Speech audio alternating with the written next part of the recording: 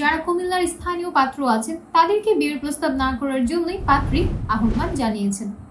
যে কোনো short divorcee কিংবা বিপত্নিক পাত্ররা বিয়ের জন্য প্রস্তাব করতে পারবেন। পাত্রীর বয়স 21 বছর। পাত্রী বর্তমানে অনার্সে অধ্যয়নরত আছেন।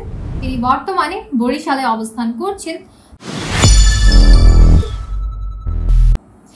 আসসালামু আলাইকুম দর্শক, matrimonial.com.bd এর পক্ষ থেকে আমি অনন্যা সকলকে স্বাগত জানাচ্ছি বরিশালের 21 বছর বয়সী একজন মুসলিম পাত্রীর বিয়ের প্রস্তাবে। শুরুতেই জানিয়ে দিচ্ছি আপনাদেরকে আমাদের এই পাত্রীর আইডি নম্বরটি। পাত্রীর আইডি নম্বরটি হচ্ছে 289127।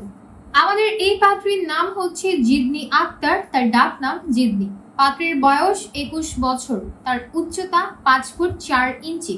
তিনি মুসলিম পরিবারের সন্তান, ধর্মীয় অনুশাসন মেনে চলেন।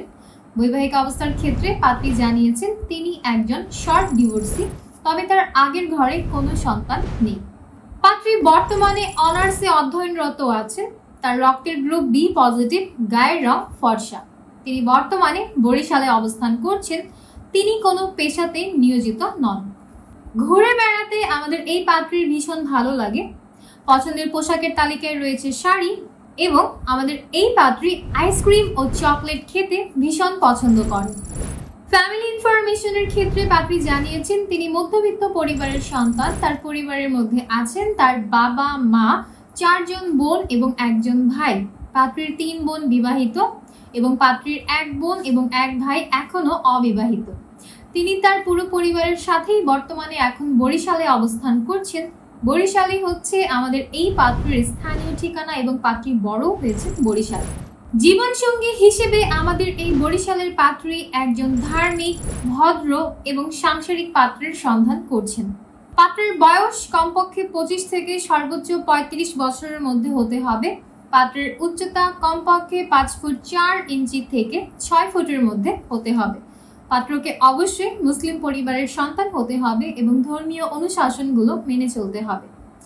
যে কোনো শর্ট ডিভোর্সি কিংবা বিপত্নিক পাত্ররা বিয়ের জন্য প্রস্তাব করতে পারবেন, তবে যাদের আগের ঘরে সন্তান রয়েছে এমন পাত্রদের বিয়ের প্রস্তাব কোনোভাবেই গ্রহণযোগ্য হবে না।